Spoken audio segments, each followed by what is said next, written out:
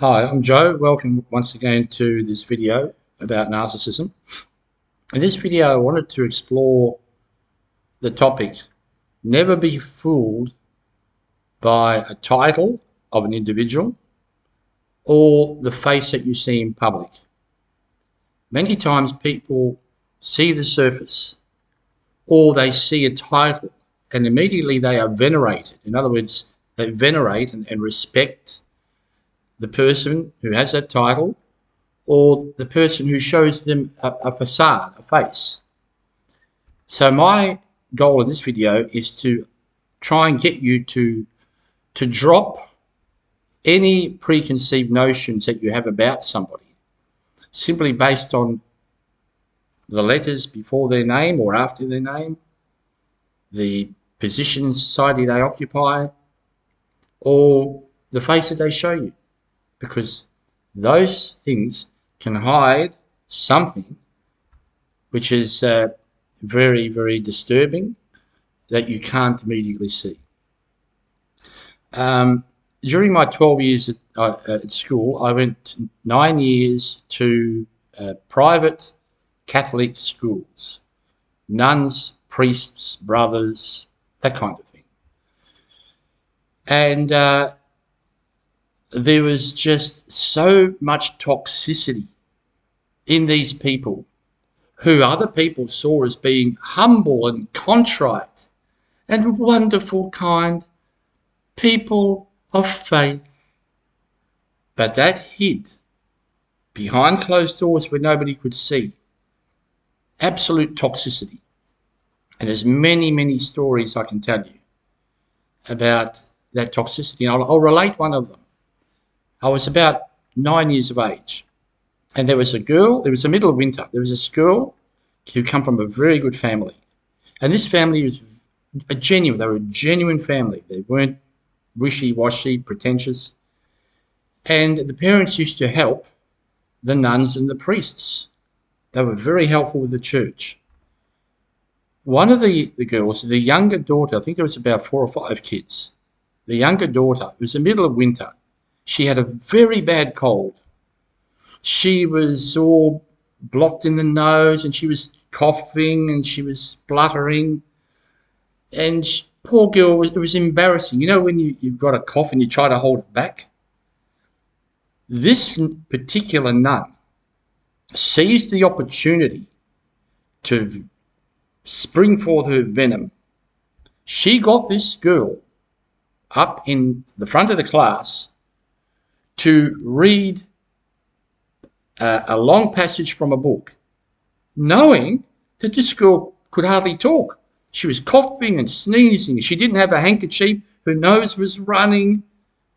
This poor girl was so embarrassed. Her face was as red as a beetroot. And this nun went up to her and started, these nuns used to bash you on the back with their fist. You bold, brazen girl. You bold, brazen girl.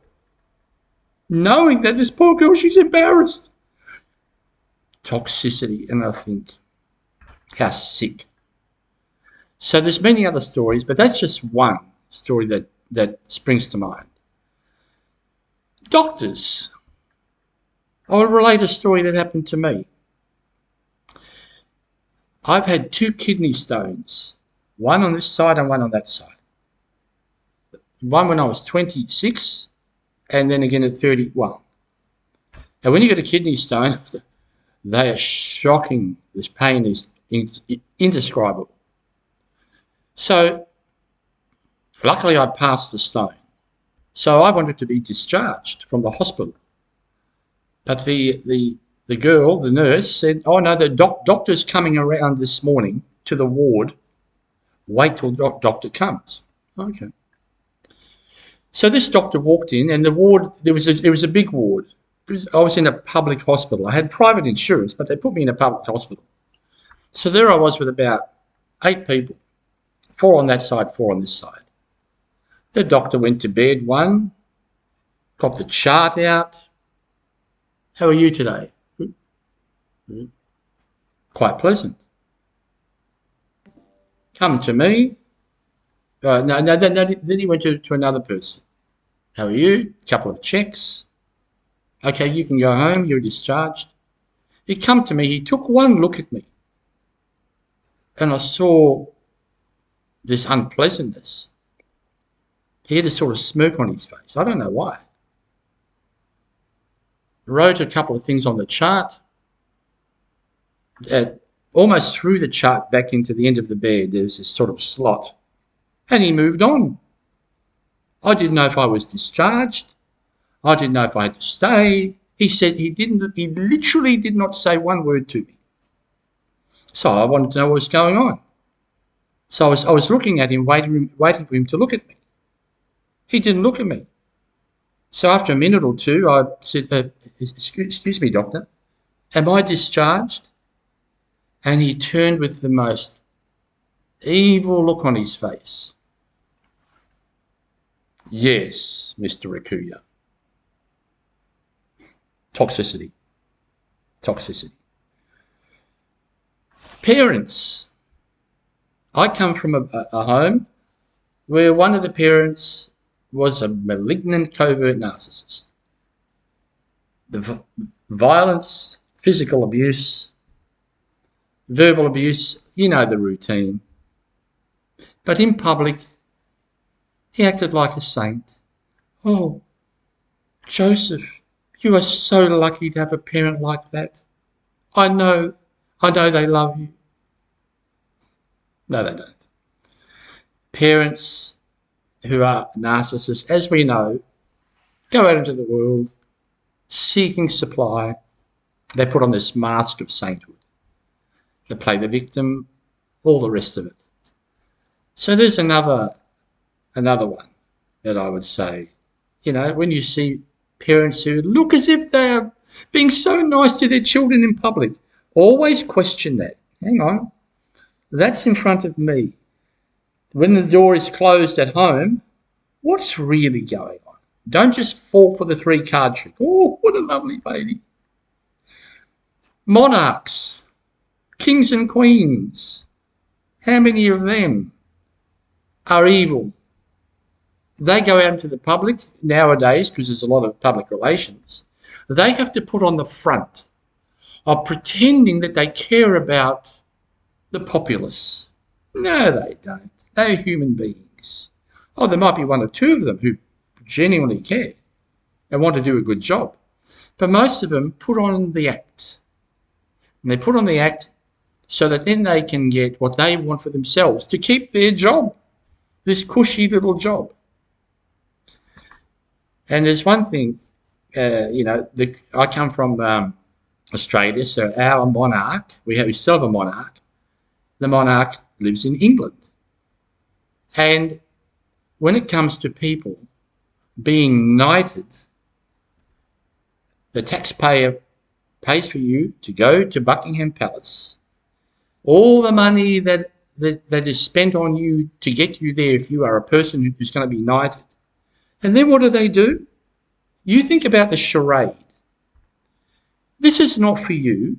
This is for them. This is for the monarch to make it look as if they are doing something important. So people look up to them. Oh, a knighthood. It's not for us, it's for them. That's the toxicity. That's the charade of the whole routine. So you think about it. You are called Jonathan Smith. So you have to walk up to the front to get your knighthood. So you're walking. And you are walking to this person who has called you. So straight away the toxicity creeps in. That they are now in charge of you. I call you to me. What happens when you get to the stage? The monarch is on a higher step, looking down at you. And then to rub salt into the wound even further, what do you have to do? You have to kneel.